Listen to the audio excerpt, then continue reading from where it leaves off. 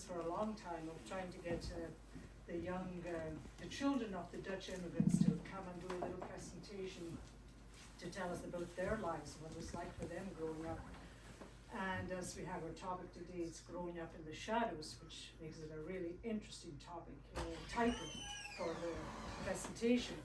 So it gives me great pleasure today to welcome a gentleman whom I first encountered in 1975, which was the year the society was organized, and he was in grade 3 at the time. My best memory of him from grade 3 is up on the stage at MCS dancing a Scottish It's a Reel. I do have a photograph, but it's hard to tell who's in it. Actually, Adele is in it too. So that's what I recollect, my memories of William from 1975, from when the society was first established. So I'm going to pass it over right now. I want you all to give a warm welcome to William Cox.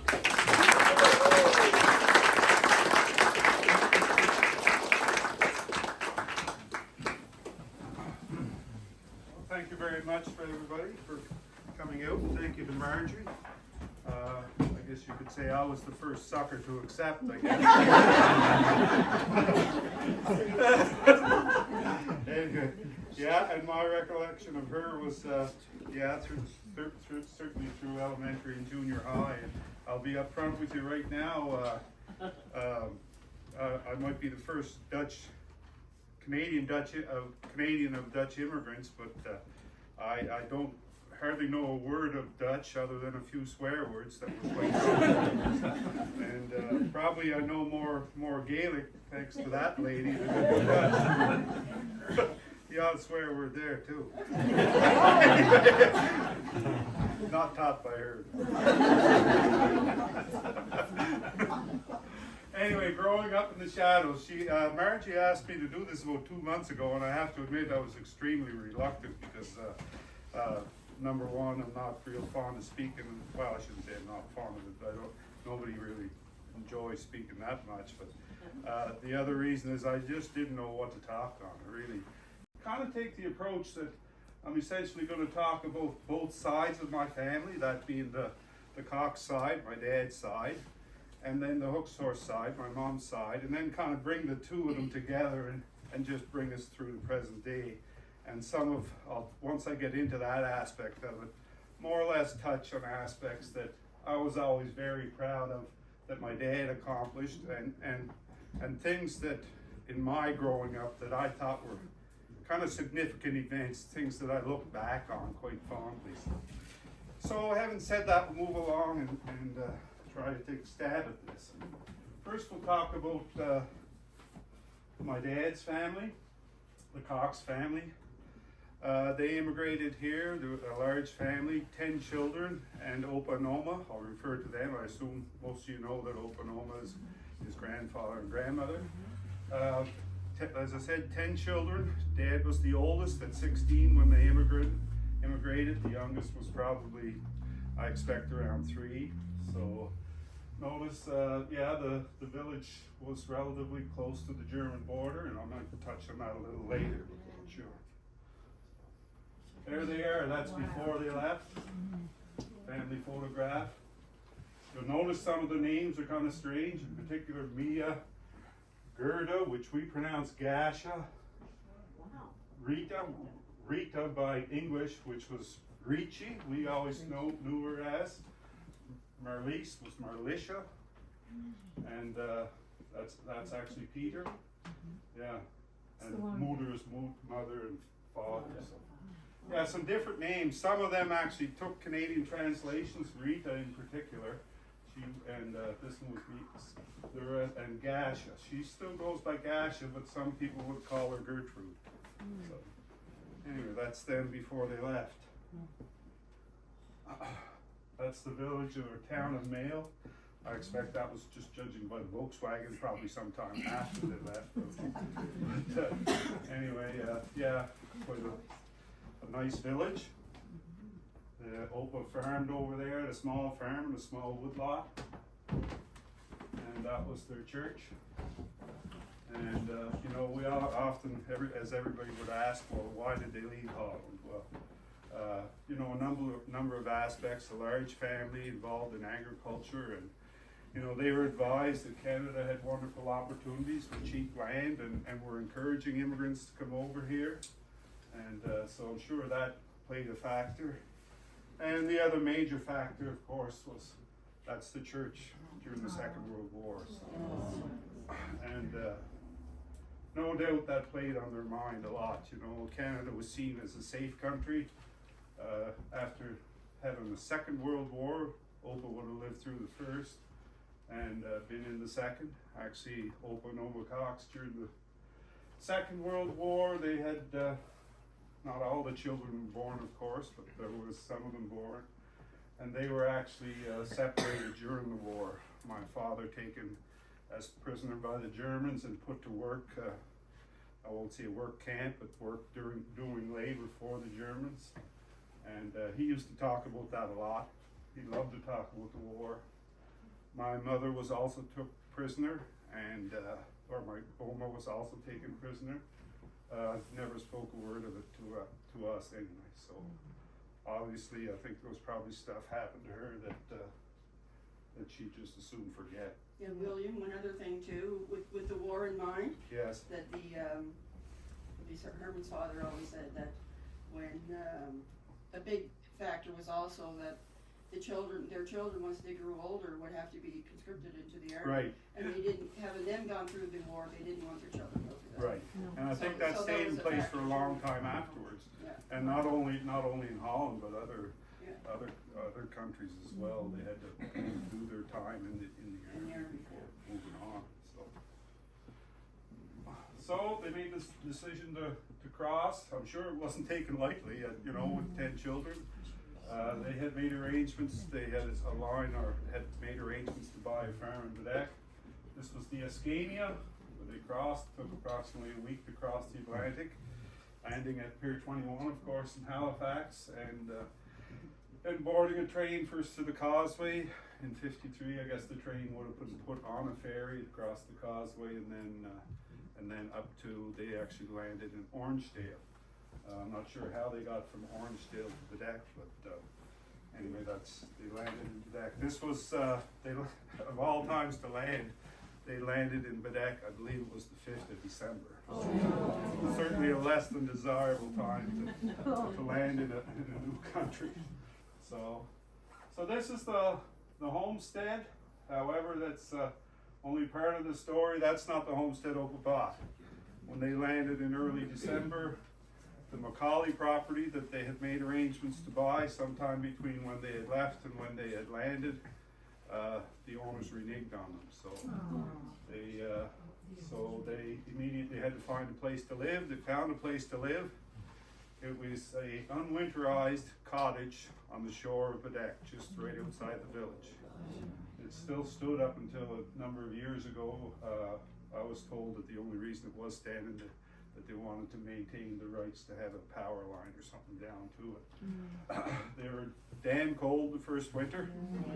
I can remember my aunts often telling how they would actually go outside and tear a few shingles off the cottage to get the fire going. And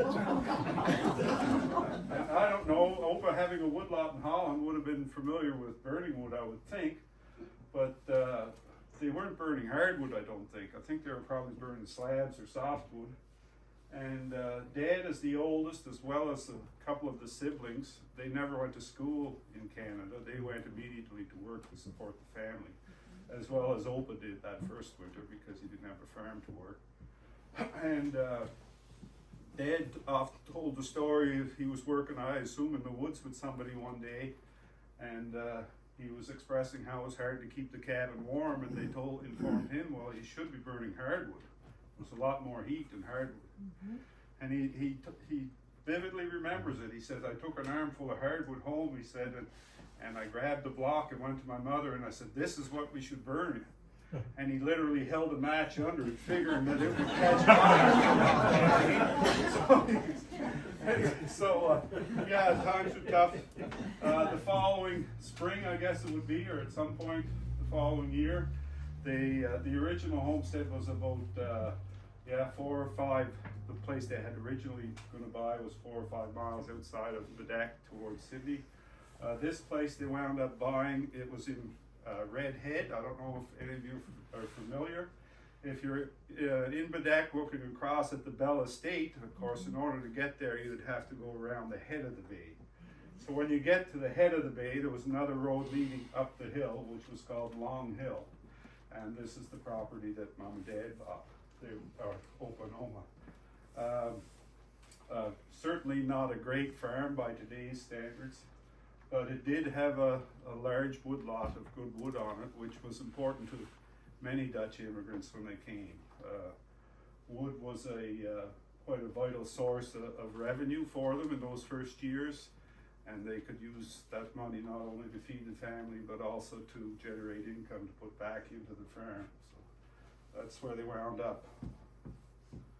That's there. Once, not a very good picture, but in the earlier years, the farm was, you went down off the road into quite a hole. It was, they had always talked it was a miserable spot in the winter, especially once they started shipping milk and they had to get cans of milk up lots of the road, so, which was, and probably I'm going to be critiqued by some of the people, I think of Anne here and Annie in the back. Some of this stuff they would be familiar with what they went through, and yeah, so there's Dad on the horse. Yeah, Dad, as I said, he did help out a lot on the farm and work in the woods, but also he pretty well worked full time to generate income for the family. He did stuff like he went to the woods working for other people.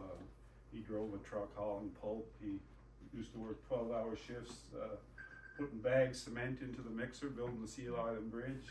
He did some highway work, and also one of the earlier winters, he spent the winter, a portion of the winter working for another Dutch immigrant farmer by the name of Luke Borman, who actually returned to Holland to take care of some other business and see families. So, and actually he was a very dear friend of Dad's, and he, right until he died, and Dad always spoke very highly of him.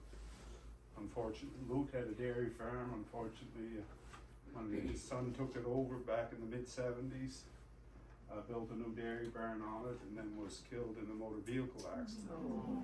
And so his dad had to resell the farm, and it was actually wound up in the hands of my aunt and uncle. I don't know if you guys would remember Regina and Harry Scott. It's a people there. Also, you can see there in the background, they're building on a barn. By the look of it, adding a piece to it, or some sort of construction, which would have been part of their ambition to make a living in agriculture. This had a caption of it, first Christmas in Canada. I have a tendency to believe it's not exactly the first, but they're in Holland, they would have celebrated Christmas on the 5th of December. So in theory, they would have gone by their Christmas. I am suspicious that this might have been actually the following year in the house that they bought. So, and if not later, by the age of the kids. Once again, everybody pitching in on the farm, making hay. It was, as many farms were, that was a family affair. And the wood pile, that almost looks like, I don't know if that's Dad or Opus. I almost think that might be Dad and Opus there. Anyway, yeah, again, talking about how vital wood was, all 4-foot wood back then. I can remember Dad often talked about one winter when he was not working at home, but he did haul out the wood in the spring with his dad. They had, his dad would go to the woods between doing farm work. That winter he cut 200 cord by hand, which is quite a buy. Anyway, in the spring when they decided to move it roadside, Dad, knowing this other Dutch farmer that he had worked for, decided to borrow what was a really good horse from him, along with their own horse, so they could haul out with 2 horses and 2 sleighs. It was the last load of the evening, coming on, getting quite dark, and Opa was in front with the horse, and they came down through a small brook, Dad following behind him with the borrowed horse, and all of a sudden that horse landed. All he heard was a splash in the brook, and the horse went down. Their own Opa's horse was noted for being quite balky. It had gone up out of the brook, it had gotten stubborn and backed up and drove the stake of the sleigh right through the heart of the borrowed horse. Dad distinctly remembers what an awful trip it was going to the other farmer, who was a dear friend, and telling him they had killed his horse. Anyway, they were tough times. That's their first truck. A couple of kids in the front and the rest on back. Of course, whenever they did go, which was probably only once a week, they had a small wooden box built. I mentioned what Dad did when he first came, how he never went to school here. His next sibling was a brother who I think he took the mechanical route, and he wound up with him working in the shop some, and he actually did go to trade school. The third child who didn't work here, or didn't go to school here, I should say, was the oldest girl, Joanne. She would have been 13 or 14 at the time. And I never realized it till last year, till she opened up to us. When she lives in Ontario now, and she was visiting. She opened up about how hard it was for her at 13 or 14 to be hired out to that Macaulay family that reneged on the farm they were supposed to buy.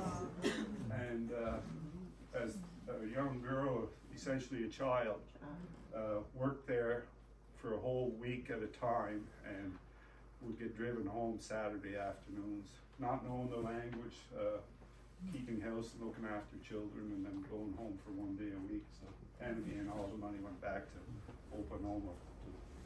And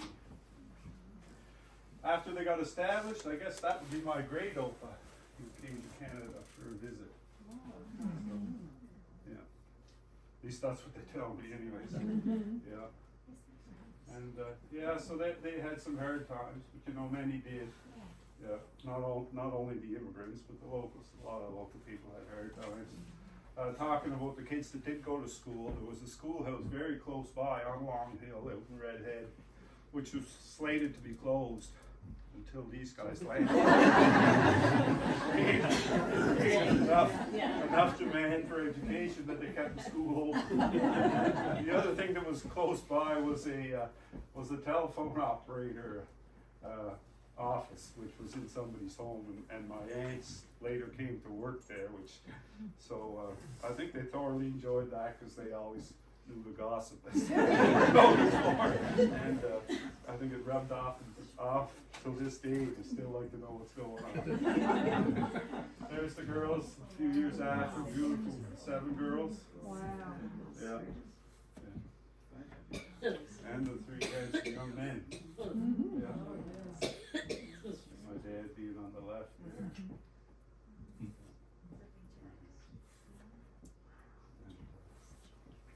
And that was in the mid-60s. My dad, Opa was still farming, of course, and it didn't look like the children were going to come home to the farm. Opa had some health issues. He had some kidney trouble or something. Went to Bedeck for a routine kidney x-ray, one where they give you some sort of a milkshake or concoction to drink. Anyway, unbeknownst to them, the mixture was mixed wrong, or they gave him the wrong thing, and he was poisoned to the extent where he was, at that time, he was airlifted to Halifax and fought for his life. After that, I think there was an awakening of some poor health issues, and the realization probably that there wasn't going to be anybody take the farm over, so he actually abandoned the farm and went to Antigonish, and went to work at the Bethany as a janitor. Lived in a trailer court, and I think there might have been a couple of the girls still living at home at the time, but out of school. And then later after he retired, he built a small home in Heatherton, which came to be their final home for him and Oma, where they remained until his passing. This was actually taken at, I believe it was the 50th wedding anniversary in Heatherton. 42 grandchildren, I think, by that time. I think they were all born by then. And there's the place as it stands as of a few years ago. Yeah. Boy, had the opportunity to actually go down there with a couple of our aunts, and this one I actually went down to with Haley. She snapped pictures, so not much left of it. It's actually owned by a mining company. There's supposedly gypsum on the place. There was a kind of a squatter lived in it back in the early 80s with a few cattle and some horses, but it didn't last long. Anyway, so that pretty well concludes the Cox side of things. Moving along to Mom's side of the family, the hook source, Fred and Joanna, or Mama and Papa hook source, as some of you might have known them. They came from Lichtenburg. Again, notice the relative proximity. This would have been the German border here, Belgium down here. So, yeah, relatively close to Germany. There's their wedding picture. Wow. Oma was a Stanches, was her last name. She was, her mother died at childbirth, and Oma was an only child and raised by what they refer as Opa and Oma Stanches, is what my aunts called them. But they would have been an aunt and uncle who apparently couldn't have children of their own. So yeah, they were raised by Oma was raised by them, and that was the farm that Opa and Oma came to live on. Also, the Stanches family had a wooden shoe business where they made wooden shoes, and actually that's how Opa came to meet Oma. Opa worked as a shoemaker, wooden shoemaker, and Oma having a high instep, whenever she bought wooden shoes, they had to be adjusted or modified, so she would take them to a shoemaker who would carve them out to suit that high instep. That's how they met. So again, they lived at a small farm in Lichtenburg. Similar reasons, of course, that they decided to leave Holland. This would have been 55 by that time. Notice the black wedding dress. Yes, everything was black from what I was told. Yeah. So, yeah, this is their home that they left. And there's the actual passport pictures that hangs on the wall in Mom's house. Yeah. Like the twins, these are twins, by the way. They were with 11 children. Mom again, similar to Dad's family. Mom was the oldest. The twins being, I believe, 2 when they left. 2 or 3, is what we're saying. And there's the family shortly before they left. I think there might be a couple extras in there, friends or something, saying their goodbyes. And they came across on the Waterman. Less, no doubt, an adventure for the kids, but soon I would say that novelty ran short. They spent 9 days at sea, 2 extra whole days, because it was horrifically rough apparently. This was the end of March that they left. They were that sick that Oma virtually spent the whole crossing in bed. And Mom distinctly remembers how big of a chore it was, because she was given the responsibility of looking after all the younger siblings. Which Mom, to this day, a lot of the siblings considered my mother to be like their mother, because she landed in Halifax at Pier 21 as well, and actually they were put up for the night by the Salvation Army at accommodations and given a warm bed, which they greatly appreciated. Apparently that was the first good night's sleep they had had. And then the next day boarded the train for Mabou. First again to the causeway, and then I guess what would it have still been referred to as the Judic Flyer at that time? I often remember this was 55, so the causeway would have been under construction, but in the spring not completed yet. I think it opened in 55. So Mom said they had no food with them, of course, other than a purse full of boiled eggs that Oma had scoffed before she left. And actually, by the time they got to the causeway and then headed for Mabou, they had long worn off, and she said the kids were getting pretty cranky. She did, however, say there was some very nice nuns on the train who had some treats in their purse, and they kind of kept the kids happy till they got to Mabou. At Mabou, they were met at the train station, from what I understand to be Angus Rankin's pulp truck, who I don't know if Liguri owned it with him at that time or not. But anyway, they boarded the back of the pulp truck and the smaller ones in Oklahoma in the front and traveled to Mabou Ridge. Mom often, she distinctly remembers how bad the roads were. Not much has changed, has it? But they were bad. She said the pulp truck literally near got stuck about right where our place, halfway up Mabou Ridge. This is the farm that they would come to own. The first night they landed, they were quite fortunate in that there was 2 immigrant families had moved to Mabou Ridge, and they would be their neighbors. So one of which was the Vendor Haydens, where they would spend their first night. They were met with great hospitality. I imagine after some probably 11 days of not speaking a word of English or hearing anybody speak Dutch, that it would probably have been greatly appreciated. They would encounter the Vendor Haydens. The other neighbor was the Boomgars, who a lot of you would know, Mr. and Mrs. Boomgars. Mrs. Boomgars was actually, Vissers was her maiden name. And this place here, I'm not exactly sure how the story goes, but this property was owned by Mrs. Boomgar's brother, or he was destined to buy it. I'm not sure how it went. There was some sort of a story about this Bill Vissers, who had a wife, and I don't know if they came here or it was prior to when they came, but he lost his wife and didn't wind up coming. So he actually sponsored the hook source, and they came to the farm that he had lined up for himself. Yeah.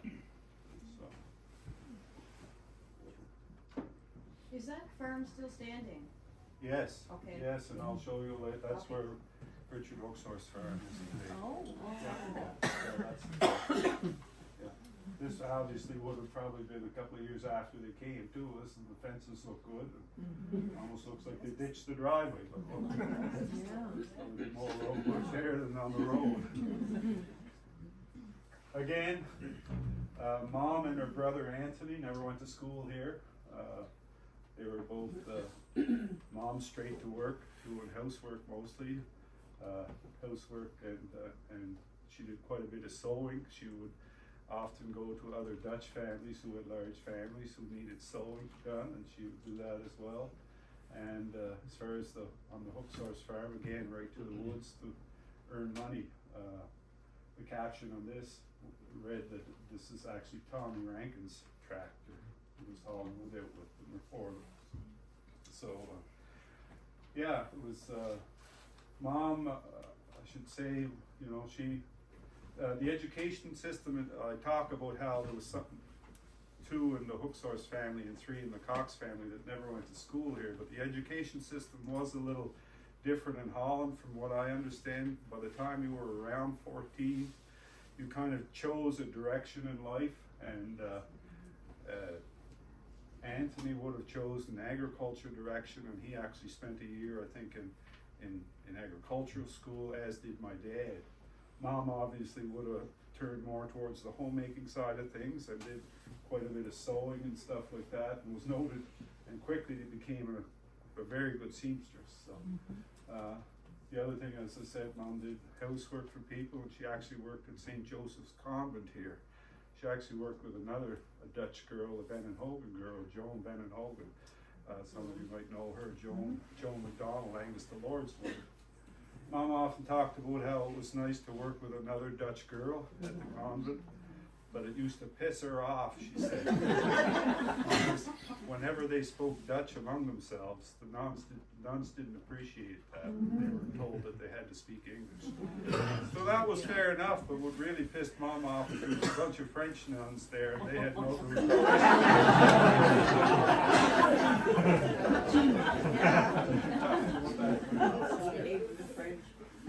This would have been a family photo if you knew the photo. Mom was actually missing, so she was obviously off to work somewhere. Again, Mama always said that until the day she married, she never seen a paycheck or a nickel. She said it all went straight to the family. And I'm sure that wasn't entirely any different than many families back in those days. William, could you Could you go back to that one and name each individual? Oh my God, Jack. Oh, you can. Some people that would know the hook source would appreciate that. This one here, I think, is Upton. That'd be Anthony, yeah. Yeah. Leo would be the youngest boy, so I would guess this would be Leo. This would be John up here. This would be Hermine, now Van Zutphen, who many of you would know. Josephine is beside her. This would be Rose and Regina, actually here, I believe. This is Josephine. Yes. And Louise on the other side. Yeah. See, you guys would know this. You guys were actually here. All I know is Mother missing. William, tell them the story about Opa's pants. Opa's pants. Because Oma would fix the pants all the time, right? My mom. Well, my mom, probably her too. Yeah. That's where she would have got the talent to do that. Yeah. Look at Opa's pants, that was patch. Oh, here. Yeah. Lots of patches. If you want to tell a story about patches, then I have to. This one was kind of destined for later on to talk, but I'll tell it now. Mama was quite an accomplished seamstress and did a lot of sewing for people. A young Dutch guy who now works at Sutphen's by the name of Pete Royackers came to Mom one day. He had bought a new pair of designer jeans, you know, on a $200 pair of jeans, but he's very tall, so they had to be taken in on the waist. So Mom let her know that the jeans were ready, so upon his arrival, she took out the jeans and she said, yeah, I got them all in, and she says, I fixed all them holes. Sewed all the rents out, the patches out. In her day, there was no such thing as that was wrong.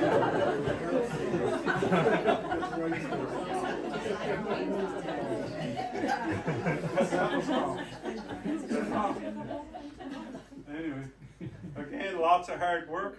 Not a stone in Holland. What an awakening, eh? This is not rich. That's a stone pile standing on top. And You can if actually- they hated stone picking as much as I do, then I felt sorry for them. You can actually still see the remnants of this stone pile to this day. It's funny not how all stone- quite because buried. I know the stone pile. It's about a third of that size. It's actually sinking into the ground. Yeah. And again, this is noted to be working in the strawberry field. Although I never ever heard any of them talk about selling strawberries, and this is actually quite a large patch. So it leads me to believe that it's probably not strawberries. I think they're hill potatoes myself, which would make more sense. All these photographs, again, you can thank my mom and another number of other people. Brother Paul Sturck headed it up, but they did they put together a binder on the Dutch immigrants from the area, and a lot of these photographs were in there. Not my dad's, but the hook source side. Well, you can set wooden shoes that Oma would have on. Yeah, looks like it. Yeah. Opa actually took all his wooden shoemaking stuff with him, but he said he couldn't really find good wood over here. The closest he could find was probably a willow or a poplar, but it still was no good. It was either too soft or it would go black and rot too quick. So, yeah. I'm sure the kids were too upset to leave wood shoes. And there's Anthony. He literally would have been plowing right about where the small options home is in front of the plowing for somebody else, of course. Yeah, Mary's home would have been up here. There again, the rejection was the farm, so they weren't long starting into construction. This was an old barn that sat behind the property, behind the house, and this is a pig facility. They were quick to get into hogs, chickens, and cows. All three. They were quite. And of course, growing some improved forages. This is the girl standing in what looks like a nice stand of hay. Which brings, this is a little bit, going to be long-winded on this one. This was the first silage pile. For those of you who don't know what silage is, it's essentially wet hay that's compressed into a pile and then sealed with plastic to ferment. And this was not new to them at all. This is what they did in Holland. But it was vital to milk production because you improved the quality of your forage. And Opa always said that the Canadians could make milk, but they had real troubles in the winter. They could make milk in the summer when there was good grass, and in the spring, but often there was trouble for them to maintain that production in the winter. They seen this as a vital part of that. Back in those days when they shipped milk, it would have been in cans, of course, and they had a contract with a man by the name of Harry Hurst. He was a Jewish man in Sydney, and that's where their milk went. And you didn't just ship whatever you wanted, you had to make arrangements on how many cans you could ship. And as the story goes, a lot of the business on the hook source, done by the hook source family, was done by Oma. She was the business lady. And she would often approach this Harry Hurst, and she had a way of charming him, I think. They probably had many things in common, and that they came from another country and lived through the war and stuff. But she would convince Harry Hurst to give her a contract for another can or two of milk. And one of her negotiating points was she would guarantee him that they would not just get that milk in the summer, but they were guaranteed to get it all year round. And that was a big selling point. And she went back to him on more than one occasion. So, yeah. Again, that's when they got more serious about milk production. This is them constructing a new pole barn, or part of it, and by that time, I think Anthony at one point had gone away to work for a year or so in the steel mill in Ontario. It was around the same time a brother Hank had gone to agricultural college in Guelph. So Anthony had gone up there, and the two of them worked in the steel mill, and then they came home, and I almost think that that's when they built this barn. Something sticks in my mind that Anthony came back to the farm after a year at the steel mill in '59, but I could be wrong. And you can see the milk can up there behind the dog. Yeah. And that's growing up. By the time I was a teenager, I worked steady all summer on this place. That's the Hook Source Farm as I remember it when I worked on it. This would have been the original house here. All these buildings look fairly similar today, but although this whole section here was all reconstructed. And it's hard to believe, that that place now is fourth generation dairy farmer. Wow. It was my Opa and Oma first, passed it on to Leo and Anthony, who farmed, all of you guys would know, who farmed it for years. Leo's son Richard took it over, and now as of just over a year ago, Richard's son Alex took it over. Oh. Yeah, so quite something. It's funny how time goes by, fourth generation already. That pretty well concludes the hook source side of things. This is the last, probably the last family photo. I think Opa by that time I think was in the nursing home. I look at us, he's in a wheelchair. Yeah, many of you may recognize them. Yeah. Who's gone? John is actually gone now, and Hank next to him is gone. Yeah, the rest are all still. I was kind of surprised. I thought Lisa or Leah went to here today. Anyway, so that moves us on to our next phase. That's Mom. That would have been her last day at home. Oh. The day she gets to keep the paycheck.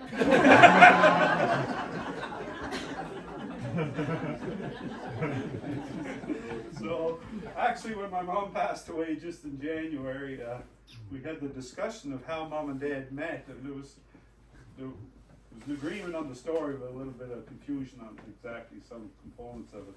The talk is that Opa went with Mom to Badek. I think Mom was home from work, working at the Sky Motel at the time. Mom was home from work and Opa went to Badek. Now, Mom either went with him because Opa had to deliver produce to the co-op, either pork or eggs, or Mom went there to do some sewing for another Dutch immigrant family. So one way or the other, she wound up at the co-op. To pick up some groceries for the family.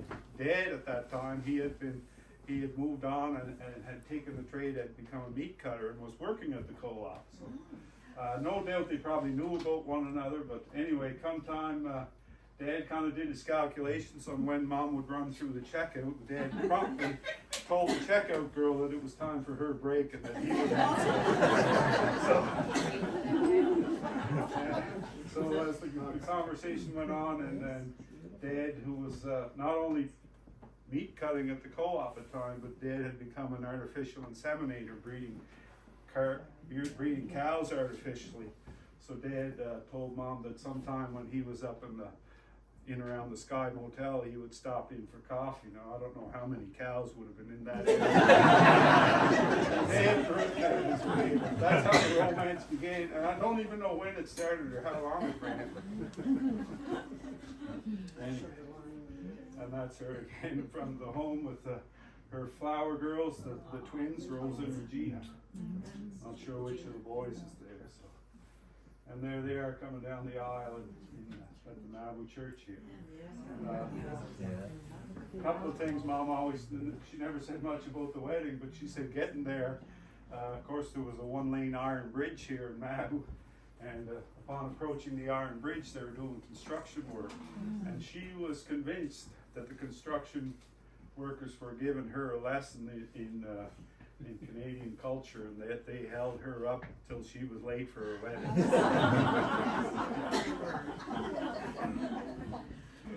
The other thing is that when they came out of the church, the school would have been still alongside the church, and the kids were all let out. The wedding were in the morning at that time, and also midweek. This was actually a Wednesday. But anyway, the kids were let out of school to watch the young Dutch bride and groom come out of the church, as it would have been literally the first immigrants to be married here in that. So quite an occasion. Now, if you take a good look at that picture, and then this one. This was the formal wedding picture. So I want you to keep in mind that that's 1 year later and a child later. As it turned out, the photographer who did the photographs lost some of the photographs in that they were damaged, or the negatives were damaged. So they were offered to redo the wedding photos. And this was done literally a year later with a bouquet that Mom had somehow preserved or made part of it artificially. The photographer was so impressed with the picture and the bouquet that he asked Mom if he could keep it for display. And he actually displayed it in his shop window for years afterwards. And there's the result of the marriage. That's all the children and grandchildren. And I put that up for two reasons. One, to see that. But the other was to, this was taken at Mom and Dad's 60th wedding anniversary. We decided to have it in a central location, and we went to New Glasgow to a motel. We hired a photographer to take the pictures. Unbeknownst to us, when we came talking to the photographer, he was the son of the photographer who took the original wedding pictures, and he distinctly remembered the bouquet and the picture being so quite an interesting thing. There they are at the hall in Mabou. Again, it would have been lunchtime, I guess, from what I understand. Yeah. And so that would have been in '63. At some point through that winter, there was a man by the name of Charlie Douglas with the Nova Scotia Department of Agriculture and Marketing. He was the head of extension at the time. And somehow he got wind of this young man working at the co-op, and who was pretty keen in agriculture and breeding cows and that kind of thing. And he approached Dad, and I think he took kind of a shine to him, and he offered Dad a position with the Department of Agriculture in Truro. At this time, they were living in the small house in the deck, and Mom was pregnant with my oldest brother, Freddie. I think they probably seen it as quite an opportunity to have a government position back in those days in security, and Dad could still work in the field he enjoyed. And he took the position, and this is their first apartment in Truro, where he moved to. I expect they moved there. Freddie was very much a baby. He was born on the 26th of June. Dad always kept diaries of his work, and I did see in his diaries it shows him at meetings in early July in Truro, so I would assume I'm not positive that Mom was there by that time, but certainly shortly after. So that's their first apartment. Then we came to live in a small, shortly thereafter they bought this small house in Bible Hill, it still stands today. And along came two more children, one of which is here today, Jack and myself. So the three of us were all born, or two of us born here, I'm ready for that. So, again, Dad continues his work, at that time it was a position, I don't know if I mentioned, it was, he was to be in charge of the community pastures in the province, director of community pastures, so he did a lot of traveling throughout the province. There was actually three main pastures at that time. Cape Mabou here, of course, another one in River John, or Cape John, which is not far from Tadbush, and a third one in Manoody, which is out on the Tantramar Marsh, about 20 minutes outside of Amherst. Oops, went the wrong way there. Yeah, that's just that's a picture of one of the community pastures. Yeah. Actually, it may actually be Cape Mabou, that one. Yeah, it is. That's what it said. And by that time, there was five of us showing there, but you'd think we were all cut from the same cloth, and obviously we were to a certain extent. There's two of them in Zutphens there. We always used to joke that they used to come visit us in Truro more than we seen them when we moved back here to Cape Breton. So, again, Mom was a busy homemaker, and everything there other than Dad's suit would have been made by Mom, us in our Sunday best. People used to ask Mom if we were triplets all the time. All homemade clothes, probably until we were 10 years old. There we are again. And then more company that came. I don't know if any of you guys would recognize. There's Lisa and Leo Cox with their newborn Richard. Yeah. Quite a shiny Richard. And Richard in the red there. yeah, yeah. That's why you didn't come today. This is Dad out on Cape John. Dad's job, you'd think, well, Director of Community and Pastures, what would that involve? There was the three main ones, but there was numerous other ones, smaller cooperative ones throughout the province as well. But Dad was responsible to coordinate the on-take of livestock and taking the livestock off. All these pastures had several employees working for them at the time. They took on both cattle and sheep. Sheep kind of complemented cattle, and that cattle will only graze so low and will leave a lot of rubbish behind. Sheep, on the other hand, will clean right up behind them, and it was part of a good rotation. And most of them pastures kept sheep virtually until the sheep industry started to decline, but also coyotes really affected them keeping sheep on pastures. So, yeah, so Dad would be, they also did some tillage work on these pastures, so Dad was responsible for getting supplies for fencing and tillage. Again, taking on cattle and sheep and making sure they're identified with tags, weighed, and then during the summer they would have been brought back in for roundups to be re-weighed, and often there was heifers on the side of cattle. If there was heifers old enough to breed, they would have to be put to breeding pastures, and ewe lambs the same, they would be put in with rams. They were seen as kind of vital to the growth of the agricultural sector at that time, and that it was kind of twofold. Number one, it would give the opportunity for farmers to move livestock off their own property so they could put up more forage or clear more land. And also the other aspect of it was it gave them opportunity to introduce some high quality breeding stock within the province, because the department, and that's part of Dad's job, they would look for high-end bulls or rams, and those genetics would go back to farms and benefit the whole industry supposedly. So, in terms of the Manoody pasture, it was kind of unique in that it was all out on the Tantramar Marsh. They also did a lot of work there, land forming, which basically they crowned mounds of earth to make fields, and then that was all graded, so the water would go to ditches and then then be drained that way, so. It's quite an experience. And it was a big job taking cattle and sheep on. I know we often talked about, up on Cape Mabou, they'd be lined up from the corrals pretty near the whole pasture, half tons, just one after the other, people taking. They actually had a bunkhouse for department staff that would come down when they took on livestock. It was that big of a job. Ed says there was quite a few shenanigans in the bunkhouse too. This is another one of the pastures. Some of you guys probably recognize that. Camp Island, yeah. Which would have been a smaller one. Probably, I think that came on stream later on in his tenure. Now that's Cape John again. Most of these are Cape John just because that's all I had, and there's some cattle. And there's some sheep. Actually, I thought that was a community pasture shop, but I'm not so sure it is. I think that maybe actually the farm is actually out of Cameron's today, I'm not sure.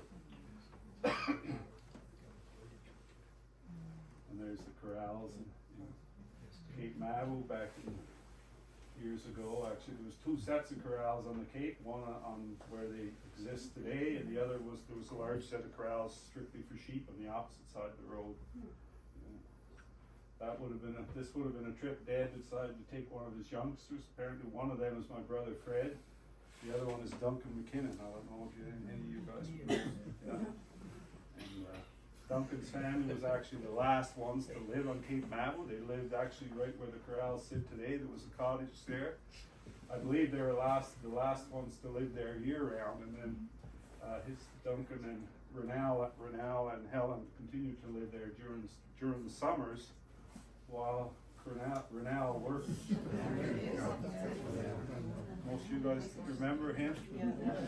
In my mind, that's one of the few true cowboys of Cape Breton. Renal's job was not only to oversee some of the other guys working and help with the fencing, but his job was to check the livestock daily. And Dad always had great respect for him, that he claimed that Renal had a real cattle sense, he called it, and that he could go into a large herd of cattle and almost detect if there was one missing, and certainly detect if there was something wrong with an animal, and he could literally bring it back to the corrals by himself. So you don't think of cowboys when you think of Cape Breton, but I think he kind of was. And he looked quite natural on horseback, I always thought. Actually, one of his, after he finished, Janelle and Katie Ann did the position. Janelle didn't look quite so natural. That takes us to Dad's new position in 71 or 2. I guess Dad was offered a position opportunity to come back to Mabou and work as agriculture representative here in Mabou. If any of you can guess where we lived for the first winter. Anybody guess where that might be at? Hart's Turnabout. Yes. The winter porch they put on the store for the front. Now the nest. Okay, I thought it Yeah. yeah. Anyway, we thought it was great living right in behind the canteens. We used to be after the bubblegum all the time. Actually, I can remember myself and my brother Jack going up to the shrine and seeing the wishing well and thought, Jesus, we can scoff a penny, we could get a bubblegum. I held Jack's legs and he got 2 pennies. So we went back to the store and ordered 2 bubblegum. Guess what? Bubblegum had gone up to 2 cents. Guess what we did? Back to the wishing well. And we got in trouble with Brother Gregory in that. Oh, that wasn't over that one. That was another thing. Anyway, the following summer, Dad built this house up on Mabou Ridge on what was then Duncan Joe Rankin's property. He always said he built that house for $21,000, just to put things in perspective. The carpenter who was hired to build that house was a gentleman from Brook Village. He was noted for having he liked the bottle, and a lot of the time he wasn't there. But Dad did have another young young fella straight out of school who helped them build that house, and he did a lot of the work. Him and Dad did a lot of the work, and the old fella thought it didn't turn out too bad considering how much time he spent there. That young carpenter was Harry Bax. The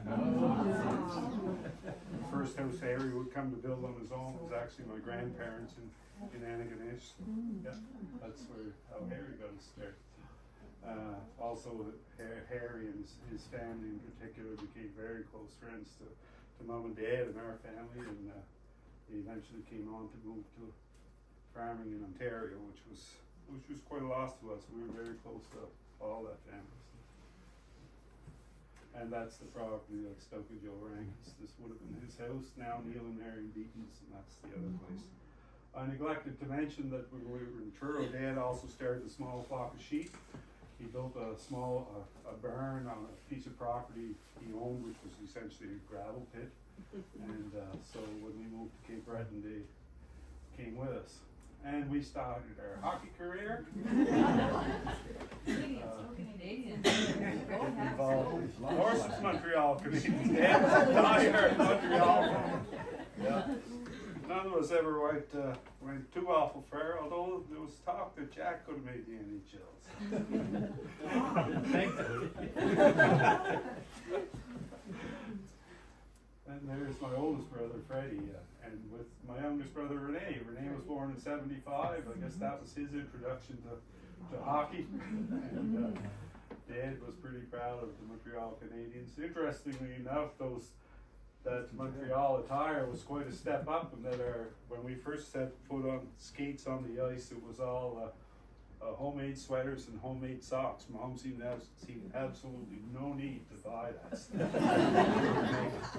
We looked kind of odd, and I think we felt kind of odd and put the pressure on them. So. Was that sweater made by? No, the ones she made were. Okay, Yeah. a little different. Anyway, so that was, I didn't know, I wanted to put this picture in. Dad was an avid Montreal fan, as I said, and what better. My youngest brother Renee never played minor hockey, did play some beer league, but he was the one that decided to take Dad to his only professional hockey game in Montreal, by the way, and what a game. I mean, number one, who was to be playing but Montreal and Boston, one of the greatest rivalries of the old original six, and it went into overtime, and Montreal won 3-2. So the crowd was absolutely electric, and Dad had a fantastic time. And it may have been the only game he ever seen, but it was one of the best. No doubt. Mentioning the sheep, this is actually the first winter they actually were housed outside, which was a disaster. We lost a pile of lambs. And this, I don't know that this might have been bringing them home after we had the barn finished, or might have been another year. Quite a good flock of sheep. There's the barn, we fed them outside and they laid inside. Good flock of sheep, but not a good farm for sheep. Any of you who know sheep know that they like high dry ground. Ours was wet and heavy ground, and we had a lot of foot problems with sheep. So. And the boys eventually came to hate them. And eventually convinced Dad that we should be rid of them. And we started into some cattle then. Just as a hobby farm, of course. It's their first snowmobile. Got that from Dad's brother, Uncle Peter. It was some good times. And we got involved in the community, of course. Dad, with his job, 4-H, fell under the umbrella of Nova Scotia Department of Agriculture and Marketing, and Mom got involved as a leader, so that's us putting probably one of the earlier Kayleys that we put a 4-H float in. Some of you may not find this stuff very interesting. And that to your left there in the covered wagon, that's Janelle Red John from Glen Cove. Yeah. And, Joe and Duncan McConnell's father from Village. And sitting in the back of that, distinguishedly remember, was a young fellow by the name of Angus, who would later on become my closest friend in high school. And Angus, unfortunately, he actually lived at home. I finished school a year ahead of Angus, and Dad offered him to help out on the hobby farm at home and go to the woods besides. Angus was hurt in a forestry accident, became a paraplegic. Inside of a few months, he went back to school, finished his school, went for a trade, became a became quite a good machinist, and unfortunately he was passed away of what was believed to be a massive heart attack fairly young. So. But lost a good friend there. Mom all this time continued her Mom had a lot of hobbies she enjoyed doing, things she enjoyed doing. I can assure you housework was not one of them. Although she did do a bang-up job. If Mom had to cook, she just assumed cook for a lot of people. She felt it was more appreciated then.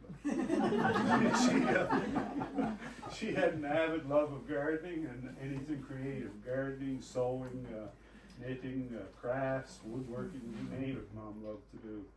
And this is a picture of her in her flower gardens. The ridge never looks so good, and it never did since. I'll guarantee you that, and it never will since Mom's passed. She continued to gardening as long as she could. This is kind of an odd picture. The only reason I put this picture in was to show Mom's love of craft work, and it's because of this sweater here. This sweater was one of 3. She made my oldest brother Fred and Jack and myself one. And the unique part of this sweater was all the white you see in the sweater was actually off sheep that we had off our own sheep. So, and not only was off her own sheep, but Mom had spun it herself. So she spun the wool and knit the sweaters. But taking that one step further, Mom also built the spinning wheel that knitted the wool that made the sweater. So Brother Paul Stirk, who was then industrial arts teacher here at Mabou, had decided to offer an evening course in woodworking, and there were several people. Most of them ladies, actually my grandmother took it too. They built spinning wheels. So. I can just add in there, William, your grandmother always brought us dandelion wine. Oh, is that right? She looked after the tea and catered to us, and we all got some. The grandmother, Yeah. Anyway, so that was kind of interesting. I always wished I had kept mine because mine had some gray and black. It had no other colors in it. Gray and black from a black sheep we had. I don't know if that was any indication that I was the black sheep. And again, we had some company from Holland. That looks like Papa Hooksource, but it's actually his brother, Uncle Willem, that's what we call him. The reason I remember that picture is that my bicycle had a flat tire. Of course, in Holland, bicycles are a major mode of transportation. Uncle Willem had no trouble fixing the tire for me, so he was taking her for a test ride there. That's just to show that's kind of when we got out of the sheep and into the cattle a little bit more. We had built a little piece onto the barn. And, this here, moving into some of Dad's, some things I can remember about Dad's that I consider either accomplishments or were quite memorable in my lifetime. This is kind of just a reminder of the machinery cooperative my dad was instrumental in starting. He started a cooperative through the Federation of Agriculture, the organization of farmers in the area. This is actually our own equipment at home, but Dad decided that it would be much more feasible for farmers to own equipment collectively than own it individually. They purchased a small seeder to start with, and gradually it grew some, and I would say it's still in existence today, and they've probably purchased, I would hazard a guess, of some $2 million worth of equipment. And it's been quite an asset to the farming community. It has its challenges, but it's quite a success story, and it's if you talk to other counties in the province, it's quite an accomplishment. And other counties, organizations are often jealous of what we were able to do. The other thing we were able to accomplish by doing that is that it gives you opportunity to access some funding because you're working collectively. So, and the other thing Dad was in his work as an agriculture representative, he always loved working with farmers and helping them out. And Dad never waited for farmers to come to him. He always went to them and tried to identify what they needed. And in terms of programming, Dad was always keen to, if a farmer needed help land clearing or tile drainage or bull bonuses or breeding stock bonuses, those were some of the programs that the department had to offer. He would often approach farmers and say, you know, here's a program that would work for you, let's put this application in and apply for some money. Many of the other agriculture representatives in the area could never figure out why Dad seemed to get more than his share of producers' money. And come to find out years later that the way the system worked was it was on a first come, first served basis, and the way they identified who was first was by the postage stamp. Dad was kind of keen in that the office had their own postage machine, and he would roll the date back. Make sure. And it was actually him and the guy from the ag rep from Antigonish kind of started it, but the three eastern ag reps were kind of noted, and it was quite frowned upon why they seemed to get more than their share. This moving on to another, what I consider was a fairly major event in agricultural history on the island. Indeed, was the Devco sheep importation. Dad wasn't directly involved through the department, but of course, as ag rep, he kept his finger on the pulse of what was going on. And Dad was actually there's a CBC film called "The Songs of the Season," and actually in it, Dad is the guy in the doorway of the 747 to unload the first ewe or first sheep off the plane in Sydney. They imported predominantly North Country Cheviot sheep. They imported 500, I believe, in 1975, and another 1,576. The sheep, for those of you who don't remember, they had to be quarantined for a certain length of time, and there was numerous farms in the area where they were quarantined and kept, one of which was Isaac Smith's. There was a large flock there.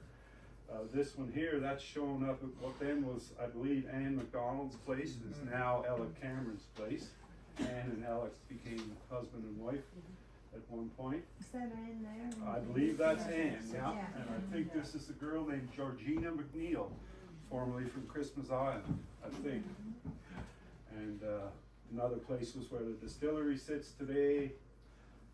Then Angus Beaton's, I believe, in Blackstone was another farm that they housed a lot of sheep on. So, it was seen as a means to try and revitalize the sheep industry and as an economic development.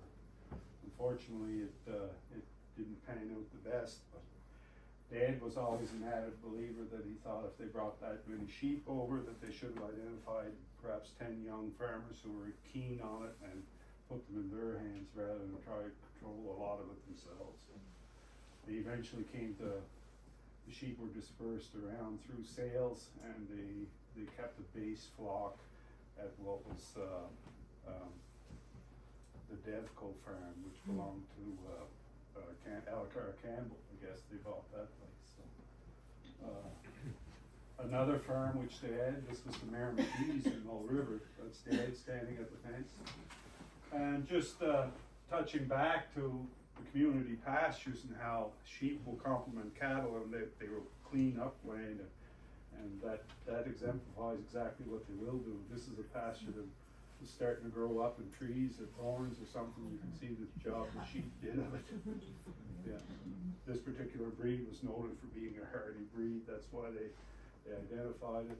And that program, one good thing about it, it did bring, it did some good things, but one was it brought Fraser and Angie Hunter to the area. Most of you remember. Fraser and Angie were to become very dear friends to Mom and Dad and us, and remained so until their passings. Fraser and Angie, then after Fraser finished his career with Devco, moved on to dairy farm on his own in Glendyer, and then later to Antigonish, now a cheesemaker. There's another picture. I think that's Anne there again. Notice here, these are Scottish blackface. That's what, I'm not sure that they were entirely North Country Cheviot, or this may have been after they did some crossbreeding on these particular sheep. I think that's who it is. I can't say it. John Malone might know where it's at. And once the sheep, it was time to sell them. This was the ring within the arena. This was the sheep sale held at the Mabou Arena, which was, I still look back as being a pretty major thing as a young fellow. We got to work work at it and bring sheep to and from the ring. About probably 3/4 of the arena was filled with sheep, as well as the barn in behind that was then owned by which is owned by the Federation of Agriculture. They had pens down there, and they marketed these sheep through these sheep sales. That would continue for a few years, 2 or 3 years at the arena, and then later moved out to what is now the farm in Black River that John McDougall owns, actually. What years was that? That would have been, I'd say, 78, 9, I would guess, by the time they had their first sales, I would think. Like I say, they were imported in 75 and 6, and they had to quarantine them. Something tells me it was 3 years, but I'm not sure on that. So, yeah, that's another sale, picture of the sale.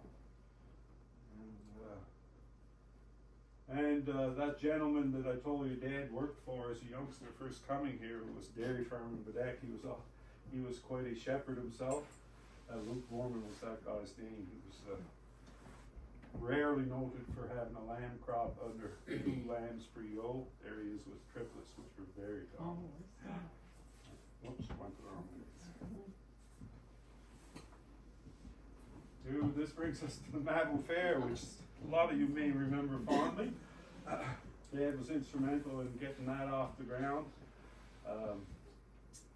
That would have been in '83, I believe, was the first one. And it ran for about 4 years. Some exhibitors there. That's actually 2, myself and my brother, and I don't know who's in the middle, but anyway, some young 4-H kids, I guess it would be, at the arena showing. There's the 4 Cox boys there in front of the Federation barn at fair time. And there was some entertainment, tug of war, which was one. That's not a very poor, it's just taking off a newspaper clipping, that one. So. And there's some, those, I believe that's Gary Van and Hulu. I think it's Joe Peters. That's what I was thinking. Joe Colley and Annie Beaton's daughter, Joanne.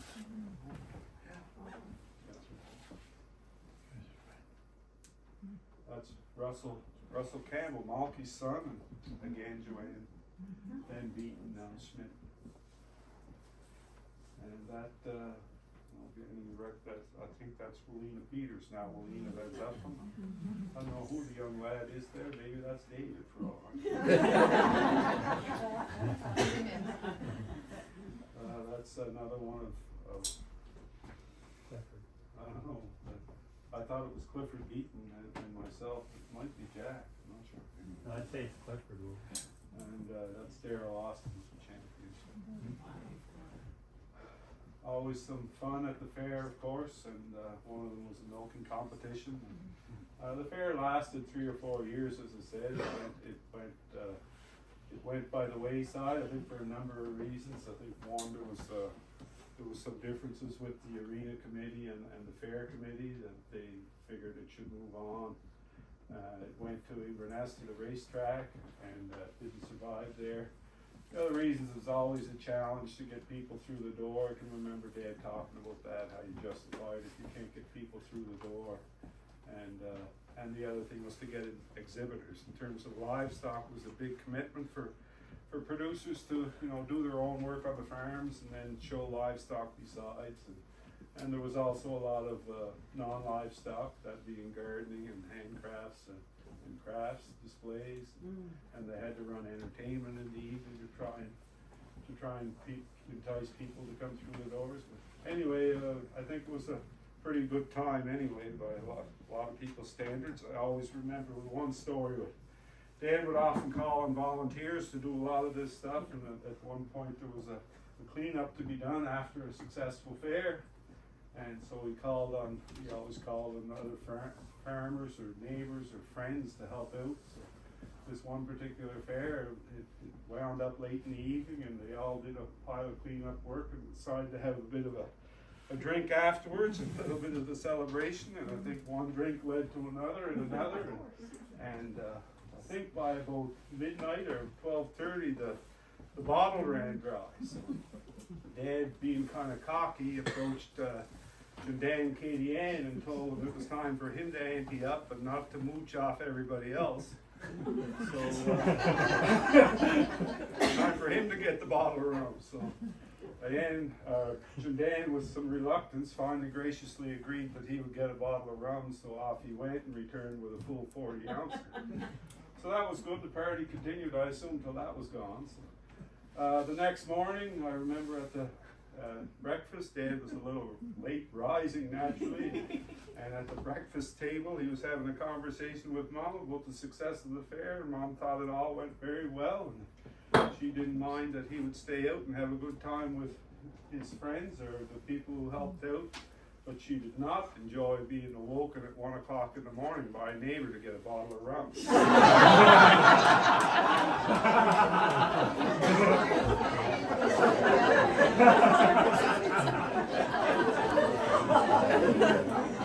For those of you who don't, Katie Ann, or Janine and Katie Ann have never heard that I'm getting one over on him. This one here, I had to put this in, and then the lady who sits here would remember it well. It was a tragic summer in the county. There was 2 barn fires lost that year. One being very close friends of Dad, Tony Royackers in West Bay Road, and this being the other one of Herman and Ann Vandenhoevel, Ann who sits here today. I put this in because it was a real tribute. Not only I thought it was quite an accomplishment for everybody to pull it off, but Dad was heavily involved. And, this fire occurred the end of August.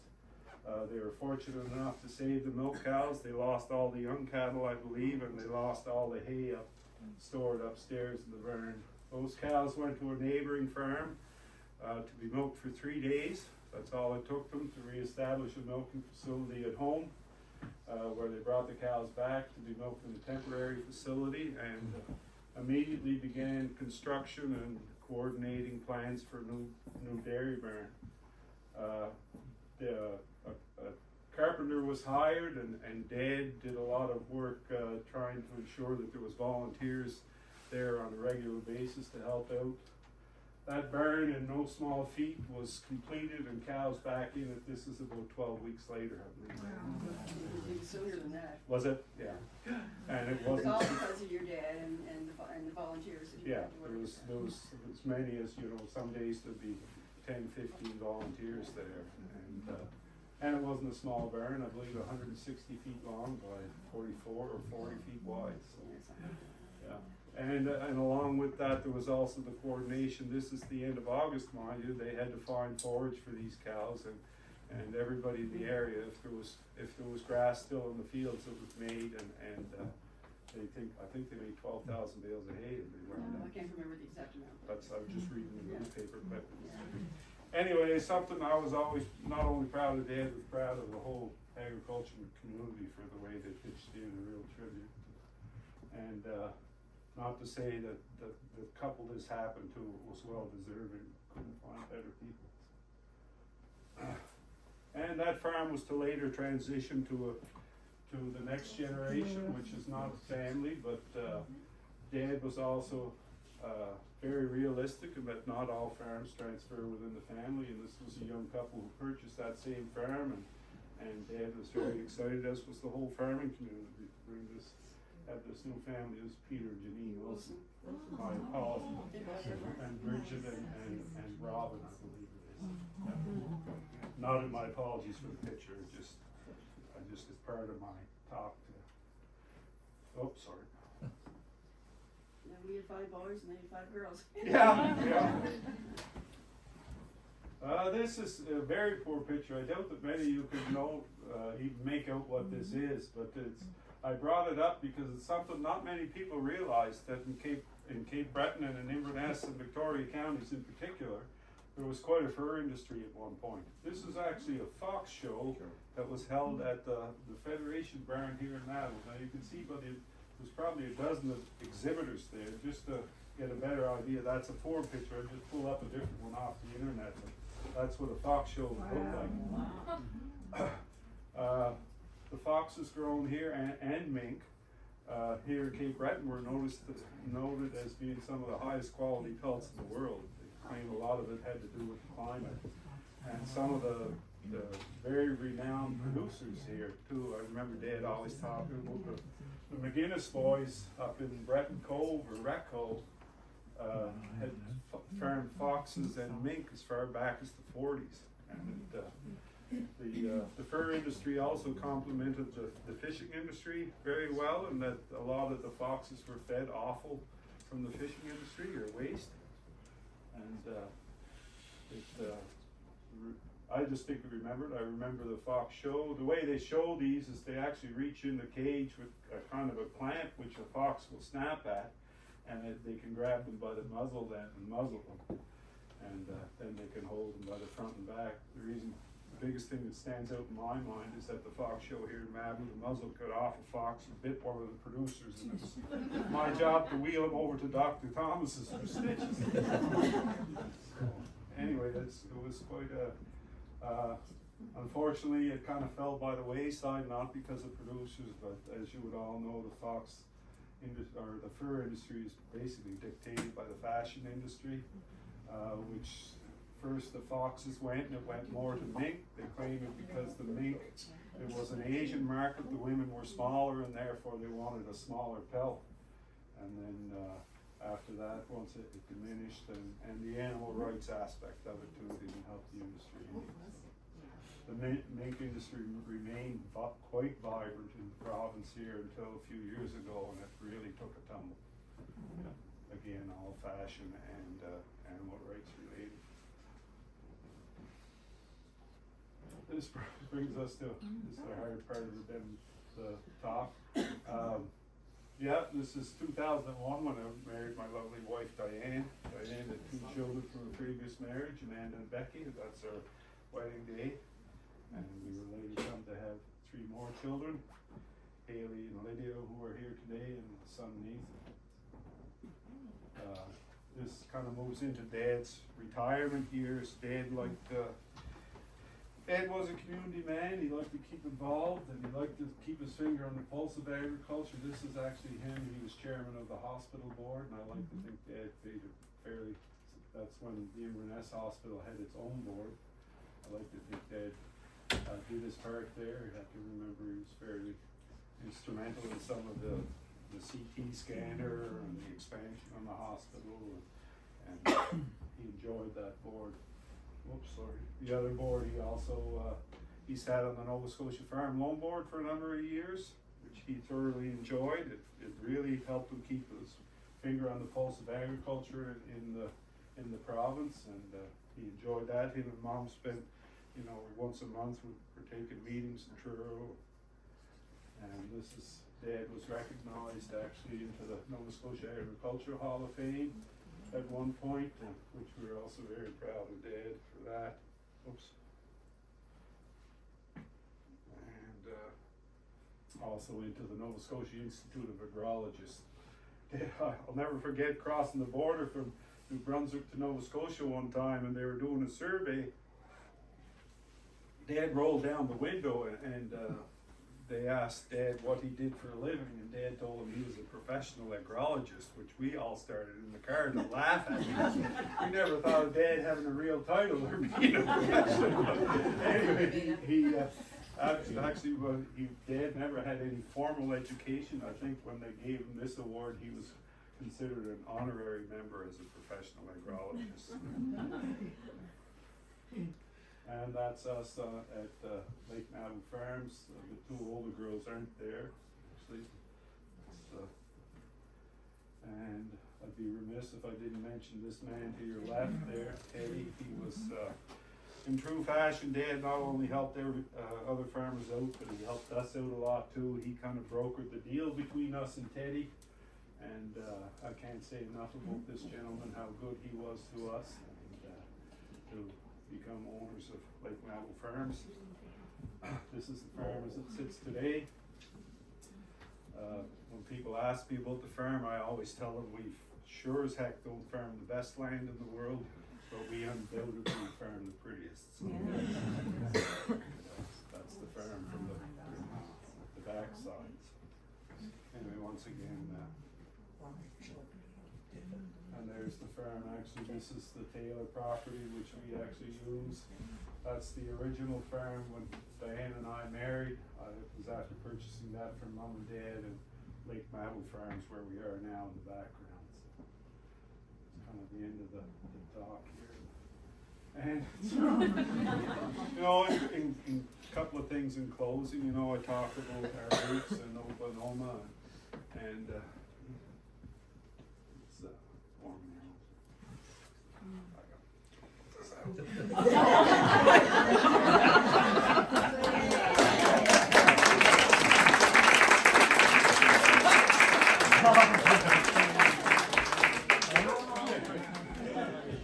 You know, the ones born from the Dutch descendants are all very, very proud Canadians and can't express.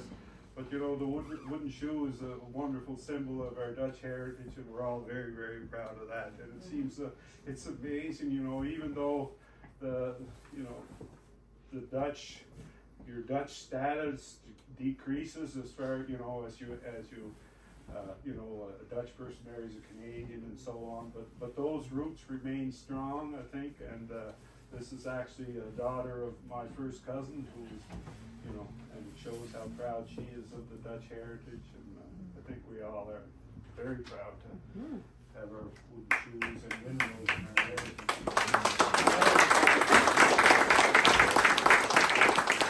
Anyway, yeah, I hope you enjoyed the talk. Some of you may have found it boring, but all I can say is your donations are appreciated, and but there's no refunds.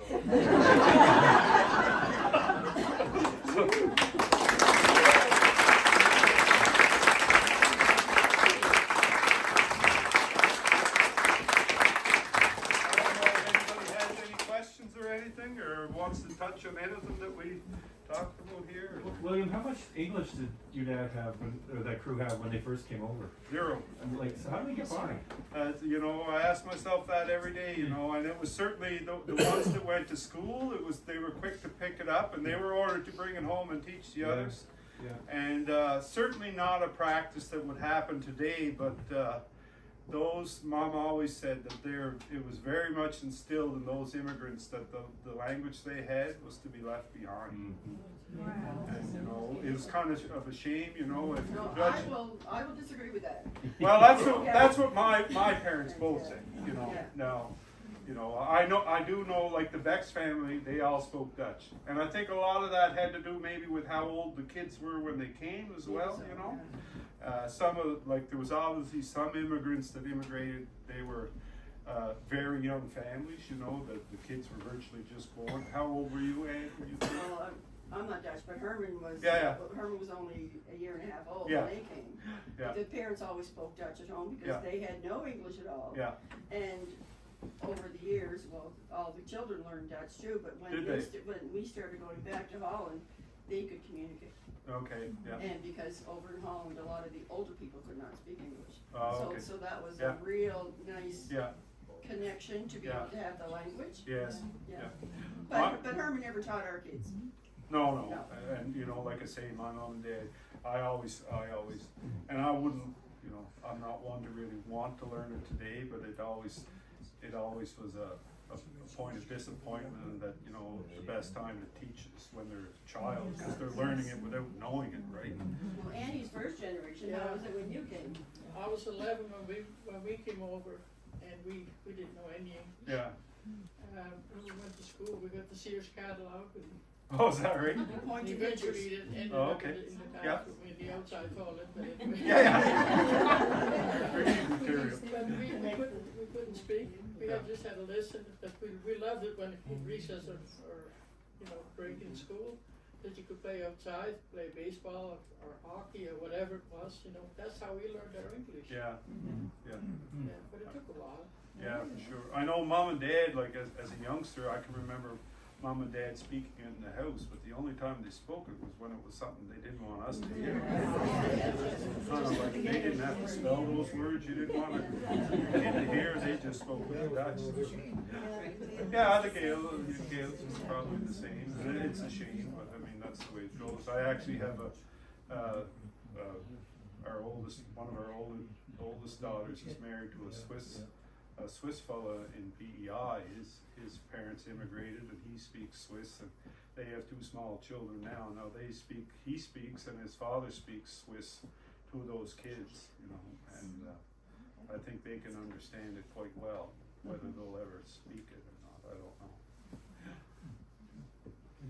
Yeah. Well, one of the things I remember most growing up, or lots of stories of course, but one of the stories I remember most is quite often when I lived in Mabou Ridge, and it was an evening in the winter, we didn't have much to do, I would go down and visit with Oma and Opa Hooksource. Yeah.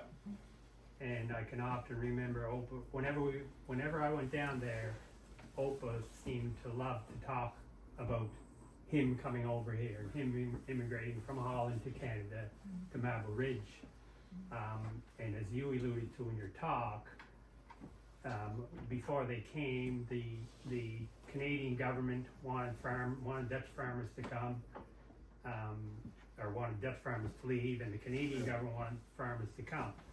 So he just wanted a team, and he often said to me, he said, the day after I came here, when I went out to our farm on Mabou Ridge, walking the farm and taking a really good picture of and examining what I came to, only the day after I came, if I had had any money whatsoever, I would have went right back. Yeah. Because when they were in Holland and the governments were working together to try and get them over here, they portrayed Canada as like Ontario and out west. Yeah. Lots of vast land, very good soil, no hills, easy to work, lots of acres. But then they came to Mabou Ridge and found just the opposite. Right? There was a lot of them did go to Ontario first, too, Yeah. right? But they were hindered by the price of land. Here it was cheap. Yeah. But on the next breath, he would always say, "But you know, we're glad we did come." Yeah, yeah. You know, once we worked through it all. Why the wooden shoe? Why the wooden shoe? Yeah, like what's the significance? What's I the don't know, history of it, just you know? because that's what they wore in Holland. That's all they wore, right? So that was, A lot of them still do. and they still do. It's You can't wear it here because it's icy. I can remember they used to say that a lot of people here used to have pity on them.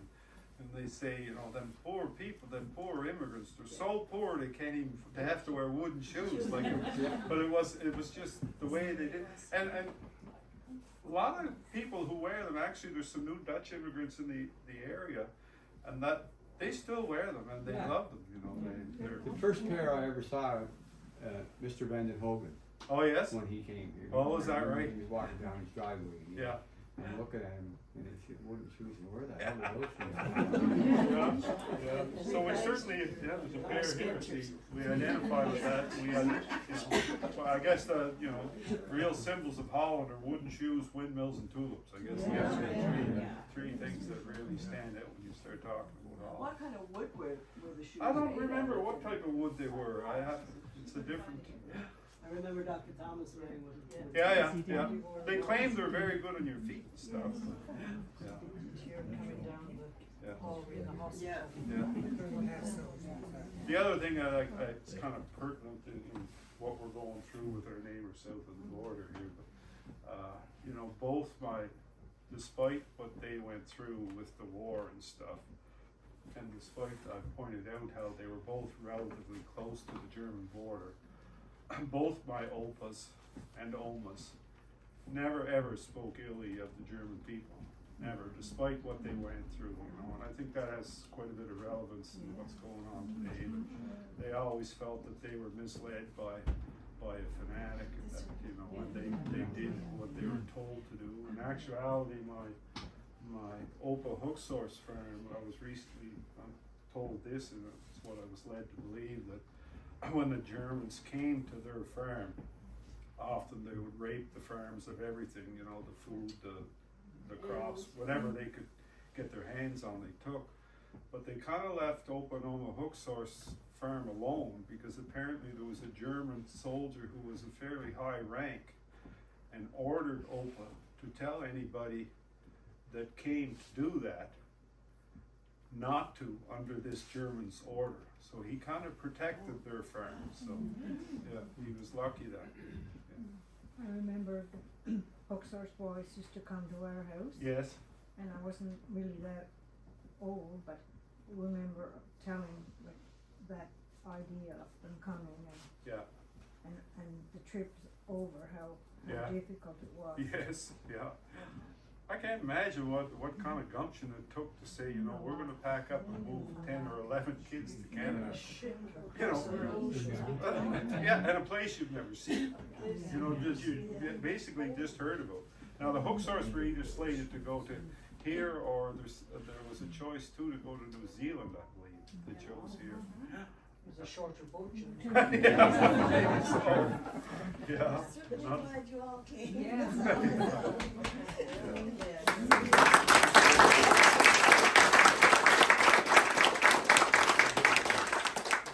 Thank you very much, William. We learned not only about the Dutch, but we learned a lot about agriculture within this county and all around. There's Yeah. so much history in what you've told us today. Thank you. We'll Thank have you to for go back having and me. pick your brain. Yeah, yeah. Some of the things you brought up I'm today. glad to do Yeah. that now. And I'm sure the history committee that's sitting here and they said, oh, we'll have to ask you. I have to thank Haley too. She helped me put all the slides together, and my wife Diane.